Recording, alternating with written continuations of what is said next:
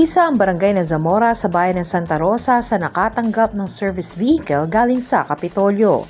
Ikinagagalak ito ni Kapitan Ruel Galang dahil napagbigyan ang kanyang kahilingan para sa kanyang mga kabarangay na magkaroon ng sariling sasakyan ang pamahalang pambarangay. Malaking tulong anya ito para sa mga mamamayan ng barangay na nangangailangan ng maayos na sasakyan kung may mga emergency tulad ng pagpunta sa mga ospital.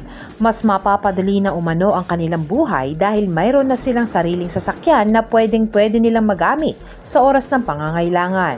Anytime na magkaroon sila ng problema sa kanilang pamilya na para lalong-lalo isusugod sa hospital, madaling-madali lang na nandyan lang yung barangay na yan na maitatakbo sila ng mabilis para dun sa transportasyon na yung katulad ng mga nagpi-50-50, yung kailangan may nasaksak, yung mga ganyan, yung mga emergency talaga. Yan, magagamit ng barangay, mga kabarangay ko yan na matatakbuhan nila ako talaga. Maaasahan nila na nandyan lang yan para sa kanila talaga yan.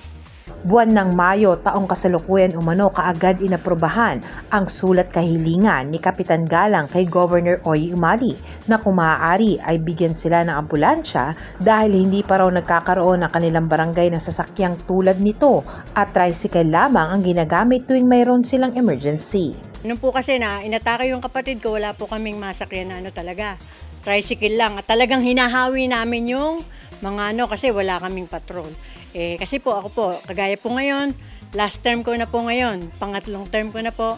Kaya po ang last term ko ay pinaka-memorable dahil meron na po kami ambulansya. Taus-pusong pasasalamat ang ipinapaabot ni Kapitan Galang 10 ng kanyang sanggunian sa pamahalang panlalawigan dahil sa tulong na ibinigay sa kanyang mga kabarangay.